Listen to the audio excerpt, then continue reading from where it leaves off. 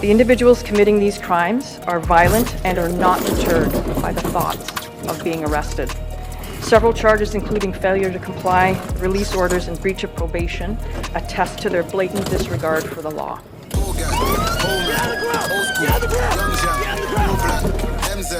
More banned guns found in the hands of criminals. Today we're here to share the details about the remarkable arrests made last Friday evening. However, I want to be clear that this situation is not unique in terms of the crimes and or the commitment shown by our officers who consistently put themselves in harm's way in their unwavering commitment to public safety. The individuals committing these crimes are violent and are not deterred by the thoughts of being arrested. Several charges, including failure to comply, release orders, and breach of probation, attest to their blatant disregard for the law.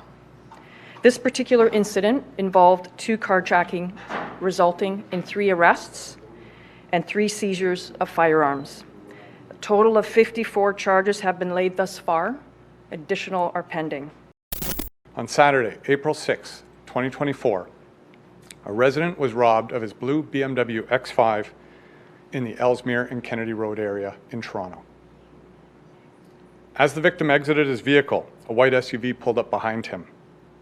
3 masked male suspects, all dressed in black, armed with a firearm, demanded his keys.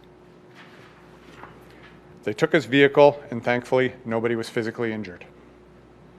On Thursday, April 11th, 2024, another resident was filling up his Lamborghini Urus at a gas station in the Yonge and Shepherd Avenue area in the city when a gray sedan approached. 4 male suspects exited the sedan, assaulted the victim, and eventually took his keys. The victim was repeatedly assaulted and run over by his own victim as the suspects fled. He suffered serious injuries and was taken to hospital. The trauma inflicted on victims of this violence cannot be overstated. Being threatened with a gun can have long-term impacts on one's sense of safety, well-being, and let alone experiencing physical violence and serious physical threats. I want to take you to the past Friday, that just weekend, April 12th. Officers from 31 Division were in the area of Islington Avenue and Steeles using their automatic license plate reader technology. They picked up on a Lamborghini that passed them, and it came up that this Lamborghini was in fact stolen. This vehicle was then followed to a street called Barmack Drive, and where they saw the driver of the stolen Lamborghini enter an establishment. While conducting surveillance in the area of the Lamborghini, they also noticed a BMW X5 arriving and parking nearby. And these individuals, 3 of them, also went into the establishment.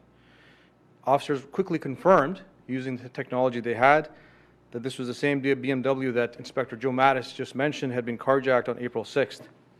When the driver and the occupants of the vehicle, BMW X5, exited the establishment, the following sequence of events ensued. These individuals tried to get in the stolen vehicle, and officers moved in to make an arrest. To evade police, the driver recklessly reversed up a hill and smashed into police vehicles.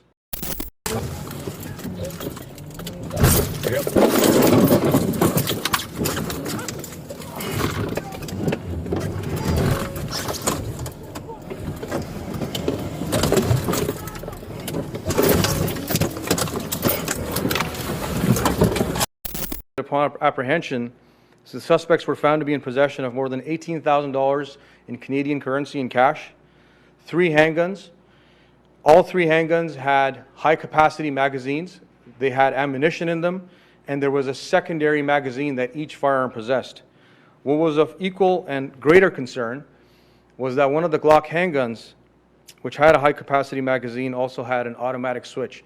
And what that means is, with the depression of the trigger, with one trigger squeeze, the handgun is able to empty the entire content of the ammunition, making it an automatic weapon. And you can imagine how much risk that poses to police officers and the general public. Superintendent, can you speak to where we are this year with auto theft and carjacking in general compared to last year? Absolutely. So year-to-date carjackings in 2023, and this was as of April 8th. In 2023, we had 23 carjackings, and year-to-date 2024, we've had 45. Did any of these suspects draw these firearms at your officers? Luckily, they did not. However, they were very readily accessible, and I can't speak to the individual observations of the officers because this, like you have indicated, could have gone very bad for everyone involved. But from what I garner is, luckily, we were able to arrest them in a contained fashion. And just to circle back to the earlier question about the youth and the two individuals, one of them was actually arrested for a carjacking in December, and that's the driver of the X5.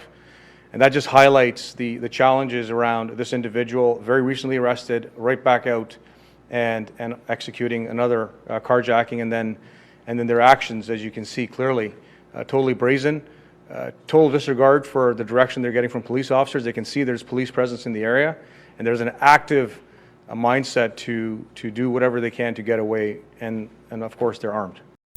3 weeks ago, we were at the police college, and the findings of a particular project, and I think there were 7 arrested in that one, and they said 6 they knew of it released on bail. Are you able to comment on these 3 since they appeared in court Saturday?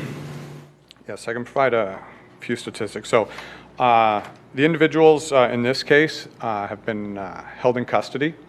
However, what I can say in regards to carjackings in general, 47% of adults that we've arrested have been released on bail for carjacking, and 78% of youths who've been arrested for carjacking have been released on bail. Since what time? This is from the start of the Provincial Carjacking Task Force in September until now. Any thoughts on that, whether that's appropriate, whether that's good? That's a matter up for the courts, so I'll leave it there. I want to ask you, Inspector, about the guns as well, because we're seeing a proliferation of weapons coming across the border from the U.S. as well. Were these guns, or do you suspect they came in from the U.S. and just broader general concern over more and more of these weapons actually making their way across the border illegally and onto the streets in Toronto? I can't comment specifically on these guns because the matter is currently under investigation. We don't have that information as of yet. The firearms tracing will be done, and we'll get that information before the courts. Certainly, I do find it concerning, as the superintendent alluded to, that these firearms are new firearms. They've been modified to be fully automatic. They're using extended magazines, which is the portion that holds the bullets. So, of course, that's concerning to us for the safety of the citizens of Toronto and for our officers. The stats show that car thefts are down slightly right now year to date, but carjackings are up. What do you make of that, and is there a message to the public that these are getting more violent? That, again, it's a great question, and thank you for bringing that up. Criminals evolve. Just as I mentioned earlier when I was talking about the pharmacy robberies, car thefts are down because relay attacks are no longer working, right? Using Faraday bags and so on and so forth. They've graduated into now home invasions. So we're focusing our efforts on that right now, and through our community partnership and engagement unit, we're spreading the message, talking to members of the public, and through town halls, we're reassuring people. You can actually go on the community partnership engagement website, go into crime prevention, and there'll be tips there. When you have a government that is really tough on gun owners, but really soft on crime, they're going to use that increase in crime to continue with their ideological agenda against gun owners.